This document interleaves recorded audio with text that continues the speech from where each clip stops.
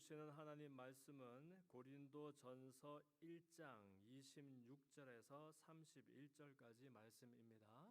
우리 한 절씩 번갈아서 읽도록 하겠습니다. 형제들아, 너희를 부르심을 보라. 육체를 따라 지혜 있는 자가 많지 아니하며 능한 자가 많지 아니하며 문벌 좋은 자가 많지 아니하도다.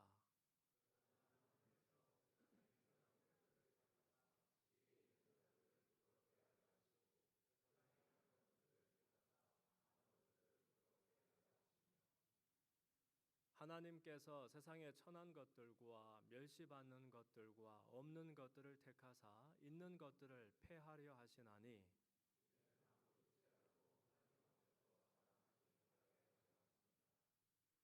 너희는 하나님께로부터 나서 그리스도 예수 안에 있고 예수는 하나님께로서 나와서 우리에게 지혜와 의로움과 거룩함과 구속함이 되셨으니 자랑하는 자는 주 안에서 자랑하라 함과 같게 하려 함이니라. 아멘. 한번 따라합시다. 강한 것을 부끄럽게 하는 약한 것.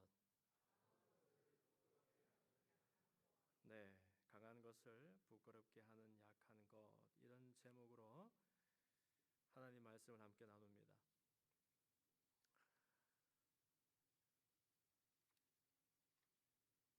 여러분, 우리는 올해 사순절 기간을 보내고 있습니다. 지난 수요일, 곧 제 수요일을 시작으로 해서 이제 46일간의 사순절이 진행되고 있는 겁니다. 이 사순절은 다름 아니라 예수님을 생각하는 시간입니다. 다가오는 부활절을 우리 소망 가운데 기다리면서 예수님의 행적을 우리가 또 따라 읽으면서 예수님을 묵상하고 생각하는 그런 시간이에요. 근데 여러분, 예수님을 생각한다라고 했을 때 대체 그분의 무엇을 생각하는 것일까요? 그런 생각 해본 적 있습니까? 예수님을 생각한다. 그분의 무엇을 생각하는 것일까? 우리는 예수님을 생각하면 우선 떠오르는 것이 그분의 놀라운 사랑과 희생입니다. 그런데 여러분, 이 그분의 사랑과 희생은 그분을 생각하는 건 아니죠. 내 생각을 하는 거죠. 왜냐하면 예수님은 스스로를 위해서 희생하신 분 아니고 나를 살리기 위해서 희생하신 분이고 나를 사랑하셔서 이 땅에 오셔서 고난과 고초를 당하셨던 분이니까 사실 그분의 사랑과 희생을 우리가 생각할 때 물론 우리 마음은 감사와 감격으로 가득 찹니다. 어떻게 나 같은 사람을, 내가 죽은 자리에 있는 줄도 몰랐을 그런 사람을 살리기 위해서 예수님이 이 땅에 오셨어야 했으며 죄와 상관이 없고 죄 지을 수도 없는 그분이 나를 위해 죽으셨단 말인가 생각할 때 우리의 마음은 감격과 감사로 가득 차게 됩니다. 너무 귀한 일입니다만은 그러나 엄밀히 말하면 이것도 내 생각일 수 있겠죠. 나를 사랑하사 나를 살리고 건지기 위해서 베풀어 주신 그분의 사랑과 희생, 또 나를 생각하는 겁니다. 그런 걸 생각하면 우리는 언제쯤에나 내 생각 그치고 그분을 생각할 수 있을까? 정말로 그분을 생각한다는 것은 그럼 그분의 무엇을 생각해야 하는 것일까? 이 생각을 저도 골똘히 하면서 생각나는 것이 그렇구나. 우리는 예수님을 믿고 예수님을 따른다라고 말했을 때 그분의 마음을 함께 품고 따라가는 것이구나 하는 그런 생각이 들었어요. 무슨 말이냐면 교회는 틀림없이 예수님의 교회고 교회 안에 있는 우리들은 다 예수님을 믿고 그분을 제자로 따라 살겠다고 결심하는 사람들인데 혹시 우리가 그분의 마음으로부터 멀어져 있는 상태에서 그분의 마음과 상관없이 살아가면서도 예수님 제자할 수 있고 예수님의 교회 할 수 있다라고 생각하면 좀 어불성설이 아닐까 하는 그런 생각을 해보았습니다. 그럼 이때 목사님 예수님 생각, 예수님 마음 그랬는데 그럼 그게 뭡니까? 그리스도의 마음이라는 것이 대체 어떤 겁니까? 누가 묻는다라면, 그래서 제 대답이 아니고 성경에서는 또렷하게 이렇게 말씀을 하고 있어요. 예수님의 마음은 자기를 비우신 것이다. 따라합시다. 자기를 비우신 것. 이 자기를 비운다 그러면 또 혹자들은 이거 다른 종교에서도 많이 들어봤는 얘기인데 뭐 색즉 시공이고 공즉 시생이고 그 다음에 또 뭡니까 무라가 일체되고, 그래서 뭐 내 속에 있는 나를 괴롭게 하는 모든 욕심을 벗어 던지고 나를 부정할 때 거기 열반에 이르는 길이고 뭐 그런 이야기 아닌가. 그것도 참 어떻게 보면 신통한 그런 이야기입니다만은, 예수님의 자기를 비우신 이야기는 이것과 많이 멀고 다른 그런 이야기입니다. 예수님이 자기를 비우셨다 하는 그 얘기는 우리 사람과 전혀 다른 길을 걸으셨다 하는 일이고, 지금 우리를 지배하고 다스리고 있는 힘의 논리에서 벗어나시는 그런 일을 이야기합니다.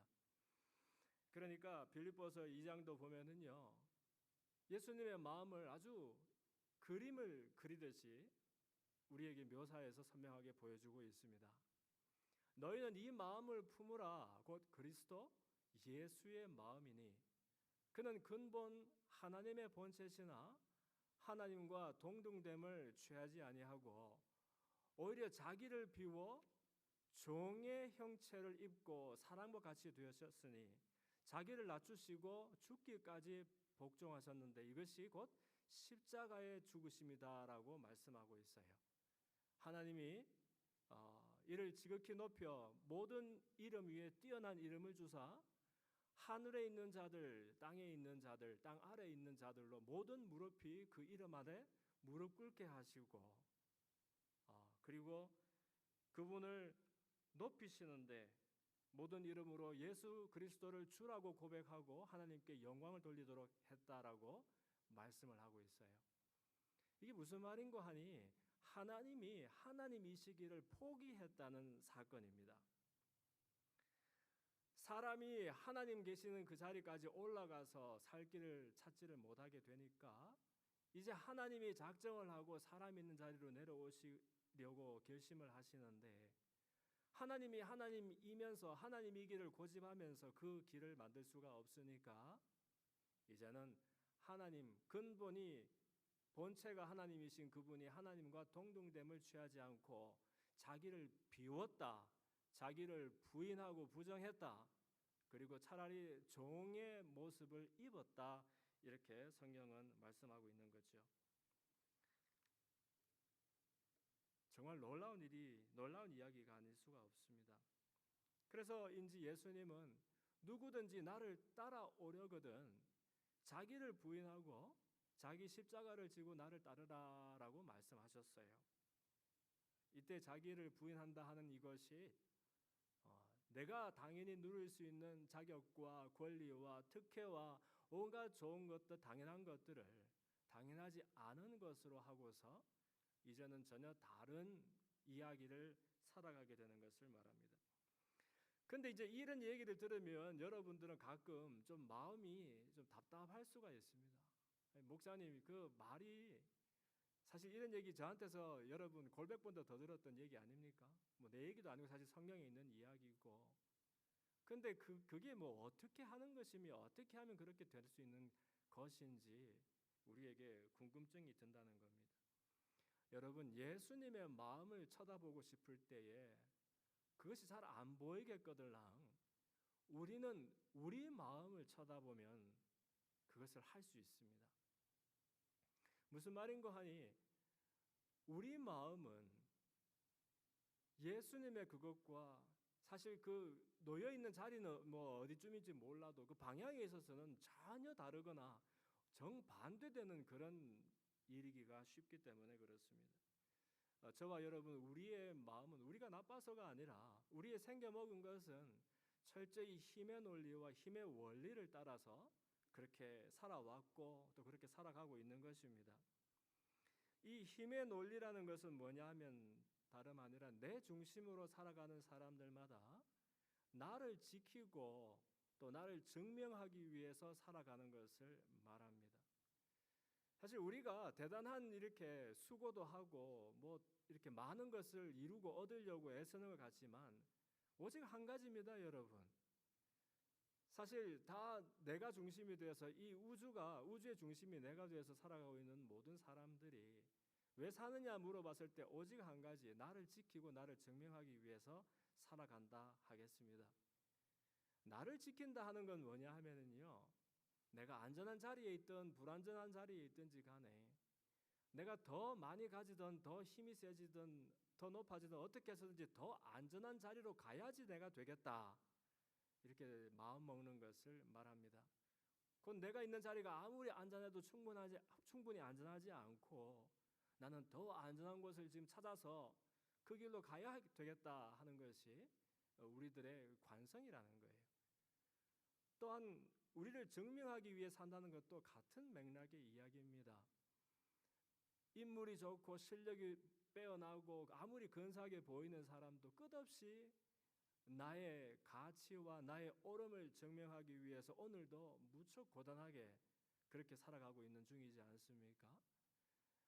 이때 내가 가치 있다는 것은 내가 빼어나다, 근사하다, 실력 있다 하는 것이고, 옳다 하는 것은 내가 답이 되고 내가 그렇게 틀려먹지 않았다, 내가 의롭다 하는 것을 이렇게 가려내고자 하는 것을 말합니다. 근데 여러분, 이것이 무엇을 의미하느냐 하면 결국 우리가 지금 있는 자리, 위치를 지금 설명해 주고 있는 거예요. 여러분들이 아무리 연금이 많고 지금 뭐 연봉이 크고 아니면 직위가 높아도 만약에 여러분들이 여전히 안전을 추구하면서 달려가야 된다라 그러면 여러분 자리가 지금 불안한 자리에 있다는 것을 말하는 것이고, 여러분들이 지금 학위가 몇 개가 되고 아무리 그렇게 빼어난 연구들을 많이 하고 했으면서도 불구하고 내가 연구실 떠나면 마음이 불안해서 살 수가 없고, 아니면 내가 일을 손에서 놓으면 내 마음이 그냥 조급해서 견딜 수가 없다면 여전히 여러분은 아직도 가치가 충분하지 않아서 더 많이 가지고 더 많이 이루는 것으로 자기 가치를 이렇게 밝혀 보여줘야 하는 자리에 있다는 것을 우리가 말하고 있는 것이죠.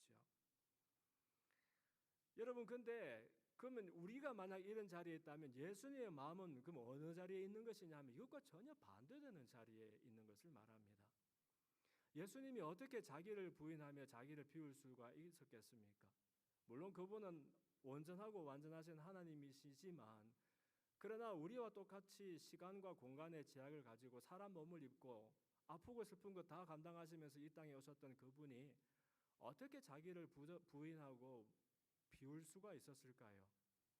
그것은 이분이 모자람이 없이 안전하고 모자람이 없이 가치 있는 분이라는 것을 스스로도 알고 그를 보내신 하나님이 증명해 주셨기 때문에 자기를 이렇게 증명해 내야 되는 그런 피곤함 가운데서 살지 않으셨던 것을 우리가 볼 수 있어요. 오늘 본문도 보면은 한마디로 연약한 것들만 선택해서 하나님이 쓰셨다 하는 이야기고요. 그 까닭은 강하고 빼어난 것들을 무색하게 부끄럽게 만들기 위해 그렇게 하셨다, 이런 말씀이 있고요. 그러면서 하나님께서 세상에 천한 것들과 멸시받는 것들과 없는 것들을 택하사 있는 것들을 폐하려 하시나니 이는 아무 육체도 하나님 앞에서 자랑하지 못하게 하려 하심이다. 너희는 하나님으로부터 나서 그리스도 예수 안에 있고 예수는 하나님으로부터 나와서 우리에게 지혜와 의로움과 거룩함과 구원함이 되셨나니 기록된 바 자랑하는 자 주 안에서 자랑하라 함과 같게 하려 함이다라고 말씀하셨어요. 아니, 예수님이 하나님 안에 있고 우리가 예수님 안에 있으니 우리에게 예수님의 지혜와 의로움과 거룩함과 구원이 주어졌다라고 말하고 있잖아요. 여러분, 이것이 사람에게 필요한 전부 아닙니까? 모든 것 아닙니까?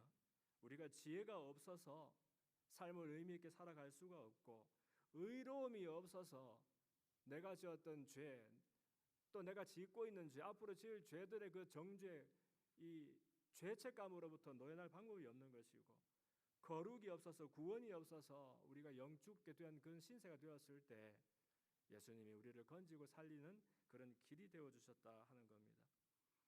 그러니까 우리가 예수 밖에 있으면 몰라도 예수 안에 있는 한 여러분 우리 가운데는 어떤 결핍도 어떤 문제도 어떤 모자람도 없다는 것을 우리는 신뢰하고 또 확신할 수 있어야 하겠습니다. 물론 내가 놓여진 자리가 암만 생각해도 처지가 정말 기가 막힐 정도로 내가 정말 사망의 음침한 골짜기와 같고 내가 지금 둘러싸여 있는 이 나를 속삭이는 문제들을 바라봤을 때 낙심과 절망밖에는 되지 않는 그런 어려운 처지다 할지라도 그러나 그것이 나의 어떤 가치와 나의 어떤 의로움을 저울질하는 그런 잣대가 될 수는 없다는 것 우리가 기억해야 한다는 것입니다. 예수님 지금도 여러분에게 말씀하십니다. 너는 괜찮은데 얼만큼 충분히 괜찮다라고 말씀해 주시고요. 너는 지금 있는 자리가 안전한데 얼만큼 충분히 안전한 자리다라고 말씀하고 있고요. 너는 너 스스로의 가치와 옳음을 증명할 필요가 없는 자리에 있다라고 그렇게 말씀해 주시는 것 같습니다. 그런데 여러분 참 유감스러운 이야기가 하나 있습니다.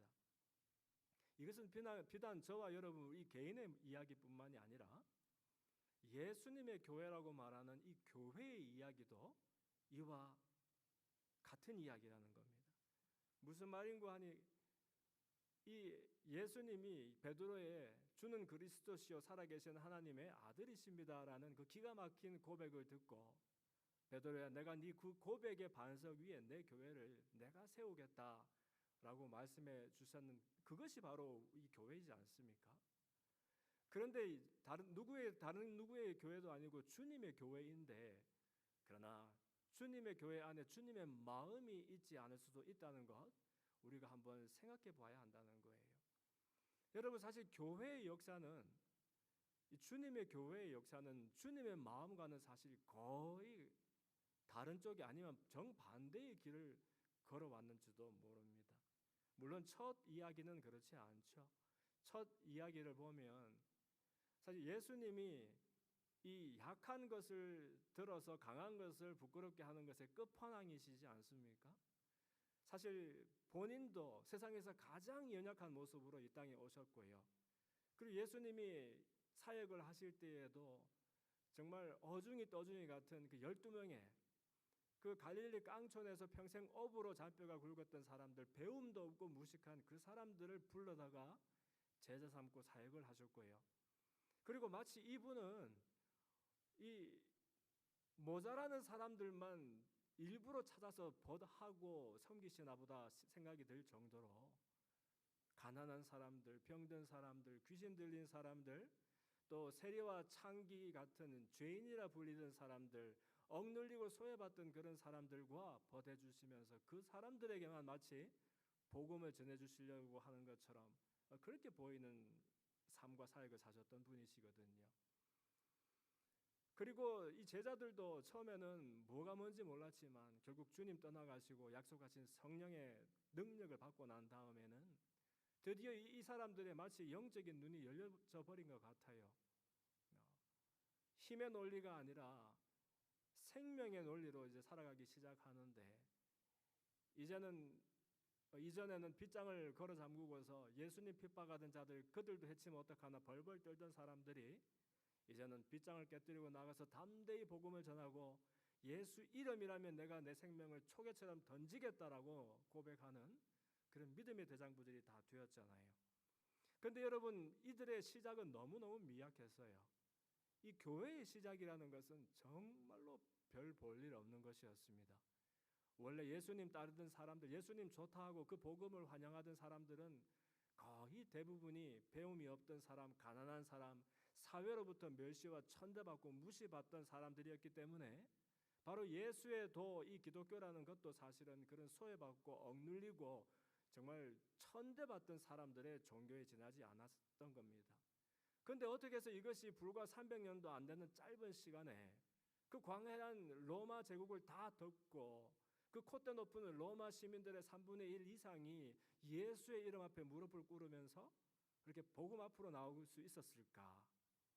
여러분, 거기에는 이 사람들이 어떤 교회를 조직화하고 그다음에 교회의 어떤 탁월한 프로그램을 도입하고 아니면 그 속에다가 정말 이 복음을 변증하고 설교하기 위해서 탁월한 그 레토릭과 신학을 동원했던 것이 아니라, 사실은 이 300여 년간 교회는 끝없이 변두리에서 또 초라한 모습, 가난한 모습으로 계속 유지되었던 것을 우리는 볼 수 있어요.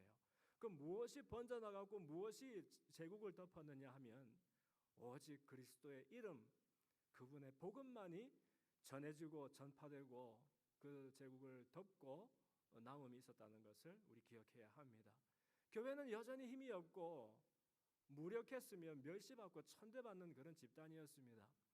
그런데 대체 그것이 무엇인지, 그들이 만났던 예수님, 아니 세상의 돈도 권력도 명예도 나를 그렇게 만들어주지 못했는데 내 헛헛한 내 생애 가운데 그분이 들어오셔서는 내 삶의 의미와 행복을 찾게 해주셨고, 그리고 내가 노예로 사는 줄도 모르고 죽음의 권세 아래서 살아가고 있었는데 내 현 주소를 발견하게 하시고 생명과 축복으로 옮겨주셨던 그분, 내가 경험했던 예수님, 내가 경험한 그 주님의 복음이 전해지고 전파되면서 그 제국을 다 덮고 그렇게 하게 되었다는 거예요. 그것이 바로 여러분 초대교회의 이야기고, 그런데 그랬던 교회가 어느새 이 4세기 초입이 되니까 여러분 들어봤을 거예요. 콘스탄티누스 대제 때에 밀란 칙령이 내려지고 이제 더 이상 기독교 박해하지 말아라, 로마에서 믿을 수 있는 종교 중에 하나로 인정해 줘라, 이런 일이 생기고, 그로부터 이제 몇십 년 지난 다음에는 아예 로마의 국교가 되어버리죠. 그렇게 되고 나니까 그냥 한번 꿈에도 못 꿔봤던 일들이 생기는 거예요. 뭐냐면 이제 이 세속 권세는 교회가 필요하게 되었고요. 그리고 이 교회는 자고 일어나니까 어느새 힘과 권세가 교회에 주어지게 된 겁니다. 여러분, 힘이라는 것은 지켜야 하는 대상입니다. 힘이 없는 사람은 지킬 수도 없지만 눈꼽만한 힘이라도 우리에게 주어지면 이거는 숙명입니다. 그 힘을 지키기 위해서 우리가 애써야 하고, 가장 잘 지킬 수 있는 유일한 방법은 그 힘을 키우는 것밖에는 없습니다. 그래서 그때로부터 1700여 년간 지나온 이 교회의 역사는 오직 한 방향, 교회가 득세하고 힘을 얻고 영향력을 키워서, 사실은 이것을 좋은 이름으로 했겠죠. 주의 이름으로 했고 하나님 나라의 이름으로 했고, 이 교회가 튼튼하게 세워지고 또 세상에 또 선한 영향력이 되어서 또 복음을 전파할 수 있다면 이것이 하나님 나라에도 얼마나 큰 기여가 되겠는가. 오직 이 생각 하나만 가지고 붙들려서 힘의 논리에 이렇게 떠밀려 내려온 것이 교회의 역사라는 거예요. 마치 하나님이 이 교회에서 애써서 교회를 더 튼실하게 하고 또 기왕이면 어떤 세상의 영향력의 중심에 놓여 있지 않으면 하나님의 나라를 세워가는 데에 애로가 있는 것처럼 우리가 그렇게 다루고 그렇게 또 주님을 대접했던 것이 이 교회의 역사라는 겁니다. 그런데 여러분, 너무너무 다양한 일이 생겨버렸어요. 근래에 너무너무 다양한 일이 생겨버렸어요. 이 1700여 년의 역사를 크리스텐덤 역사라 하지 않습니까? 교회 왕국의 역사. 서구 세계는 사실 교회였습니다. 서구에서 태어난 사람은 크리스찬으로 태어났고 학교에서 자라면서 받았던 교육은 기독교 교육을 받았으며, 그들이 묻힐 땅은 교회 뒷마당에 있는 이 공동 묘지에 그들이 묻히는 것으로, 그것이 바로 서구 사람들의 이 삶이었거든요. 근데 이제 이 하나님의 나라도 아니고 교회의 왕국인 이 크리스텐덤이 드디어 무너지기 시작하는 겁니다.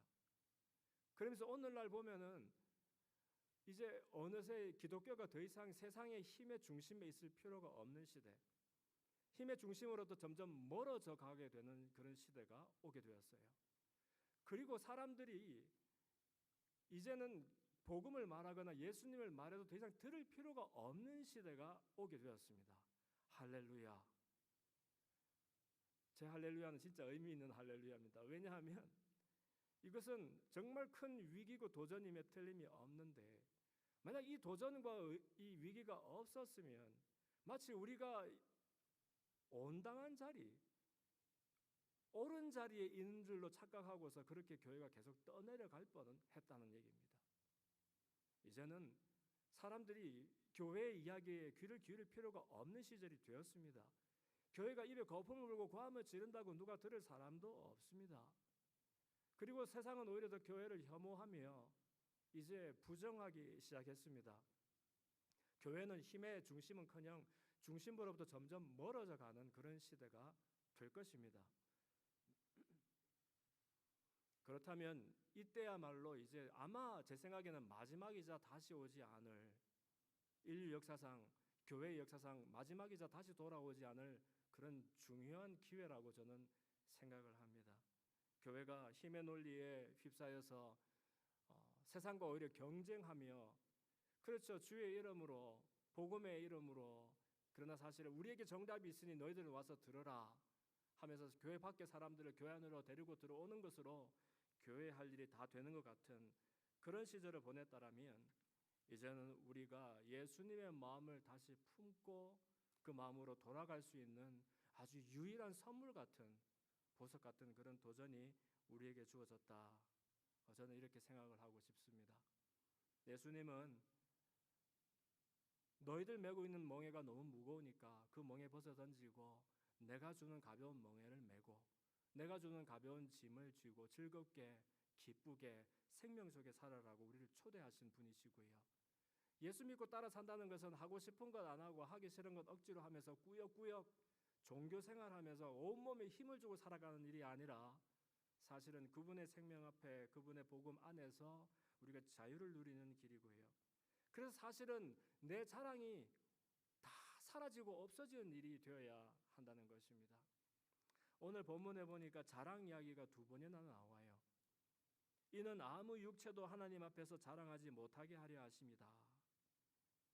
또 예수는 하나님으로부터 나와서 우리에게 지혜와 의로움과 거룩함과 구원함이 되셨나니 기록된 바 자랑하는 자 주 안에서 자랑하라 함과 같게 하려 함이다. 이렇게 말씀하고 있습니다. 이게 무슨 말이냐 하면, 여러분, 예수 안에서는 자랑할 일이 없고 오히려 주 안에서 자랑할 일이 된다는 겁니다. 자랑이 무슨 나쁜 일은 아니잖아요. 우리가 좋은 일 했을 때, 근사한 일 했을 때 내 마음에 자랑과 긍지가 생깁니다. 그래서 함께 기뻐하는 이것은 참 좋은 일일 것입니다. 그러나 그 자랑과 긍지 뒤에는 내가 대답이 되어버린 거 있죠. 내가 정답이 되어버린 거 있죠. 그래서 내 정답은 곧 원칙이 되어야 하고 그것은 곧잘 폭력으로 이어지게 됩니다. 그런데 주님께서는 우리에게 허다한 자랑들이 없도록 그렇게 만들어주신다 하잖아요. 그리고 오직 자랑은 주님이 우리의 자랑 되시는 일을 말합니다. 그러니까 우리는 약해도 괜찮다가 아닌 거예요. 약해야 되는 사람들이 된 겁니다. 내가 약하지만 주님께서 나를 붙들어 주시면 무슨 수가 생기겠지. 내가 약해도 주님께서 나를 쓰시면 나는 쓰임을 받을 수가 있겠지. 이렇게 생각하면서 위로하는 정도의 삶이 아니라, 사실은 약해야만 쓸모가 있는 사람들이고요. 약해야만 주님의 능력과 그분의 강함을 우리가 경험할 수 있는 그런 비결을 가지고 있는 사람들이라는 것을 우리는 꼭 기억해야 합니다.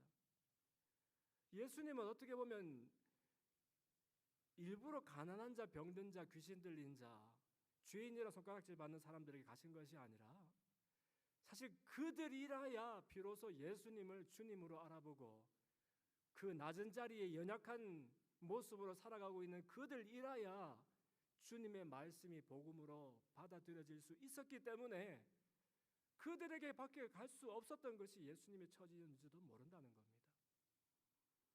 부자가 무슨 잘못이 있어서 그렇게 욕을 얻어먹어야 됩니까? 부자가 무슨 부당 이익을 취해서 부자가 되었습니까? 모두. 아니면 뭐 돈 많은 것 자체가 죄입니까? 그러나 왜 부자가 천국 가는 것이 약대가 바늘기 들어가는 것보다 더 어렵다라고 말합니까? 그것은 얼마 되지도 아니하지만 우리 속에 내가 지키고 붙들어야 할 거리들이 남아있을 때 그것을 지키기 위하여 더 크게 하기 위하여 끝없이 내 중심으로 살아가면서 내 안에 함몰되어 주저앉고 말게 되는 이 우리의 연약함을 주님께서 이렇게 보여주시는 이야기인 거예요.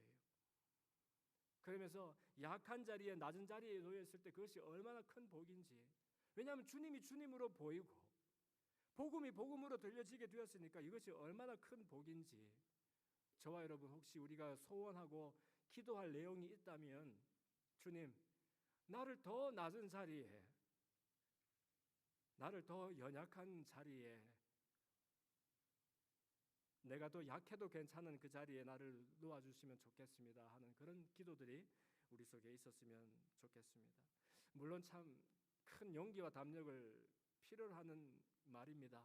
그리고 목사님, 우리가 무슨 성인군자도 아니고 어떻게 그렇게 살 수 있단 말입니까? 여러분 반문할 수 있겠습니다만은, 그러나 사실 이것이 우리의 살 길이고 우리가 행복할 수 있는 유일한 길이라는 것도 여러분 꼭 기억해야 할 것입니다. 우리 아이들을 돌볼 때, 키울 때, 정말 우리 아이들을 키울 때 하나님을 알고 배워나가는 큰 유익을 경험하지 않습니까, 여러분? 아이들을 키울 때 사실 내 중심으로 살지 않고 나를 비운다는 것이 어떤 것인지 아마 우리 간접 경험할 수 있는 유일한 경험은 자식들을 키우는 경험밖에 없는 것 같아요. 세상 어느 누군가가 아픈데 내가 더 아프고, 누군가가 억울한 일을 당하고 아주 속상하게 됐는데 내 마음이 더 찢어지게 아프고 하는 그런 경험을 자식이 왜 어디서 경험할 수가 있겠습니까? 이것이야말로 이제 내가 중심이 안 되고 그 아이가 내 인생의 중심이 되어서 사라지는 경험이니까 이것이 자기를 부인하고 자기를 비우는 그런 경험일지도 모르겠어요. 그런데 이 아이들을 키울 때에 우리가 사실 무엇으로 아이들을 가르치고 키우느냐 한번 반문해 보길 바랍니다. 저도 사실 이 설교를 이렇게 준비를 하면서 잠도 오지도 않고 마음이 괴로워서 견딜 수가 없는 거 있죠. 목사라고 하지만 저도 얼마나 속물인지, 뼛속까지 속물이며 얼마나 힘의 논리, 힘의 원리 여러분한테 말은 하지만 나도 알고 보니까 더 가지고 더 높아지는 일을 위해서 마음 먹고 애를 썼지, 주님 마음 바라보고 주님 마음 따라 살겠다는 거 눈꼽만치도 없는 것 같은 거 있죠, 여러분. 우리 아이들 키울 때에도 보면 설교는 이렇게 유창하게 하는 것 같아도 애들이 어디서 매를 맞고 왔다든지 억울한 일을 당했다든지 속상한 일 경험하면은 그것 때문에 분이 나서 잠을 못 자는 것이 부모 마음이지 않습니까? 그러면서 야, 이 녀석아 어디서 맞고만 사느냐, 너 한 대 맞으면 2대 더 갚아줘라, 이게 우리 마음이고, 어디서 혹시라도 부당하게 억울한 일 당하면 정말 그것 때문에 우리 원한이 생겨서 견딜 수가 없습니다. 그러면서 의의 이름으로, 정의의 이름으로 무엇이 옳은지 바로 잡아줘야 된다라는 그런 이유로 세상과 싸우고 겨루고 뭔가 바로 잡으라고 우리 막 가르치지 않습니까? 물론 어디 가서 일부러 맞고 다닐 수도 없고, 우리가 돈도 얼마 없는데 일부러 손해보면서 살 수도 없고, 그런 것은 맞는 이야기입니다만은, 그러나 사실 우리 삶의 일상의 모든 부분에 예수님의 마음은 참 찾아보기가 어렵더라는 겁니다. 오히려 이 힘의 논리가 그냥 뼛속까지 우리를 장악하고 우리를 다스리고 있는 것은 아닌지 살펴보게 됩니다. 혹시 여러분, 우리는 우리 아이들에게 야, 너 손해받아서 참 마음이 속상하겠다, 엄마도 마음이 그렇게 아프네, 근데 어떻게 하겠어, 또 그렇다고 해가지고서 그 손해를 갚아주는 일로 네 손해가 없어지거나 아니면 네 마음이 시원해지거나 그런 일이라면 얼마든지 하라 하겠는데, 사실 그것은 너도 상하고 그 친구도 상하고 더 괴로운 일이 되지 않니? 이때 우리 예수님의 마음을 품어보자. 그렇게 말할 수 있는 용기가 우리 속에 있을까요? 어디 가서 자식이 직장 생활을 한다고 하는데 그냥 직장에서 너무 부당한 일을 당하고 암만 생각해도 자기는 잘못하신 것이 없는데 그렇게 억울한 처사를 당했을 때 우리가 어떻게 눈 뜨고 가만히 보고 있을 수가 있겠습니까? 이에는 이고 눈에는 눈이고, 그 정도는 아니더라도 시시와 비비는 가려야 될 거 아니겠습니까?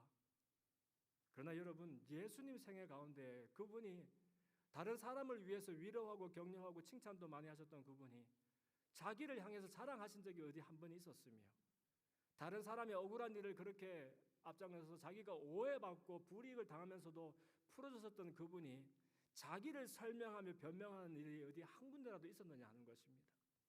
물론 진리는 선언하셨죠. 내가 길이다, 내가 진리다, 내가 생명이다라고 선포하시는 것은 하셨지만, 그러나 그것을 몰라주는 사람들을 위해서 매질하거나 그것을 몰라서 예수님을 멸시하고 조롱하고 십자가에까지 못 박는 그분 앞에, 그 사람들 앞에 그러나 자기를 설명하며 변명하며 설득하신 적은 없었던 것이 바로 예수님 이야기라는 겁니다.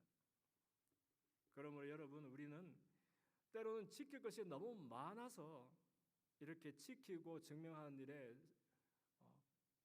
습관과 관성이 생겨버리는 것은 아닌지 한번 살펴보았으면 좋겠습니다. 설교를 준비하면서 기도하는데 문득 필리핀 산족 마을을 찾아다니면서 함께 뜨겁게 예배드렸던 때의 감격이 되살아나는 거 있죠. 여러분 뭐 산족 마을들을 안 가보셨으니까 상상은 잘 안 되시겠습니다만은 그 얼마 되지 않는 인구 이제 마을 사람들이 이렇게 부락을 이루어서 이렇게 살아갑니다. 이 산에 한 열대 가구 하면 한 200명 되는 거죠. 거기는 아이들을 많이 낳으니까. 또 저 산에 가면 또 한 열대 가구 한 200여 명 이렇게 드문드문 살아가는 그 사람들. 오늘은 이 산을 넘어서 그 저녁에 모여서 예배를 드리면 사실 거기에는 옷도 제대로 된 것이 없는 곳입니다. 이 옷이라는 것이 있으면 그냥 걸치면 옷이 되는 것이고 없으면 벗으면 옷이고요. 사실 끼니라는 것도 먹을 것이 있으면 먹는 것이 끼니지만 없으면 굶기도 하는 것이 끼니고요. 그러한 곳에서 이제 우리가 예배를 드리면은 그 예배라는 것이 찬양을 최소한 2-3시간 하고 말씀을 또 한 2-3시간 하고 기도를 또 한 2-3시간 하고 그러면 이제 나는 힘이 빠져가지고 좀 자야 되는데 이 사람들은 왜 또 그만하냐고 또 찬양하자고 또 찬양하고 그러면 밤을 꼬박새기가 그렇게 일수인 그런 동네라는 말입니다. 근데 거기에서 똑같은 본문을 가지고 제가 설교했었던 때가 있습니다. 하나님이 미련한 것들 택하사 지혜 있는 자들을 부끄럽게 하시고 우리가 자랑하되 주 안에서 자랑하도록 하신다 하는 말씀을 이렇게 한 적이 있는데 그날 밤에 무슨 은혜가 임했는지 온 부락 사람들이 사실은 그 부락에 어린애까지도 한 명도 집에 남아있는 사람은 없어요. 그날 그 시간은. 그런데 온 부락 사람들이 모여서 회개하고 통회하고 그냥 뜨겁게 예배드리고 기도를 하는데 대체 무엇이 그들로 하여금 그렇게 회개하겠는지 모르겠어요. 펑펑 울면서 회개를 하는데 난 아무리 찾아봐도 그 사람들에게서 회개할 거리를 찾지를 못하겠는 거 있죠. 아니 그 사람들이 뭐 가진 것이 있어서 남의 것을 훔칠 것이며 훔쳐본들 어디로 도망가겠어요. 평생 거기서 자라서 200명과 같이 살다 죽어야 되는 사람들이 거기서 누구 것을 훔치며 누구 무슨 나쁜 짓을 하겠어요. 그런데 그럼에도 불구하고 뜨겁게 기도하고 하나님을 부르짖어 찾고 또 예수님의 은혜를 사모하는 것을 보면서 우리는 가진 것이 너무 많아서 예수님 마음이 이렇게 알아지지 않는가 보다. 우리는 지켜야 될 것이 너무 많아서 예수님 마음에 관심이 안 생기나 보다. 이런 생각이 너무 들었던 때가 많이 있었습니다. 여러분, 우리 이 시간에 사순절의 의미를 다시 한번 기억하게 되기를 바라요. 그리고 사순절은 예수님을 생각하는 그런 시간입니다. 예수님을 생각한다는 것은 다름 아니라 그분이 나를 위해서 하신 기가 막힌 일들도 물론 기억해야 하겠지만 그분이 우리에게 보여주시고 그분 따라 살아가라고 격려해 주셨던 그분의 마음, 자기를 부인하며 자기를 비워내며 또 하나님 나라와 이웃들을 향하여 그리스도의 마음을 또 살아내는 그런 길로 우리를 초대하신다라고 믿습니다. 이번 사순절이 그런 주님의 마음을 꼭 기억하고 되새기는 그런 뜻깊은 기간이 되었으면 좋겠습니다. 우리 말씀을 생각하면서 함께 기도합시다. 기도할 때 하나님, 우리 예수님 마음 우리에게도 허락하여 주시옵소서. 연약해도 괜찮은 것이 아니라 연약해야 되는 것이었구나.